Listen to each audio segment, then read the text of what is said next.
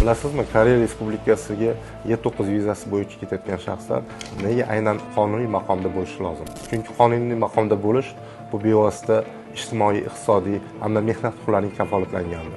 Qonuniy maqomda bo'lish bu bevosita davlat tomonidan beriladigan imtiyozlar, ya'ni viza xarajatlari, aviachipta xarajatlari, xalqaro sertifikatlari xarajatlarini qoplash imkoniyati. Ayrim fuqarolar tomonidan Koreya Respublikasiga borgandan so'ng nolegal maqomga chiqib ketish holatlari uchramoqda. Koreya Respublikasida nolegal maqomda bo'lish esa salbiy oqibatlarga olib kelishi mumkin. Bu oqibatlar mamlakat hududida jarimaga tortilish, javobgarlikka tortilish, deportatsiya bo'lish hamda kelajakda bevosita Koreya Respublikasiga kirish uchun taqiq qo'yilishidir. Shu sababli Koreya Respublikasi Y9 vizasi bo'yicha ketayotgan barcha fuqarolarni ogohlantiramiz.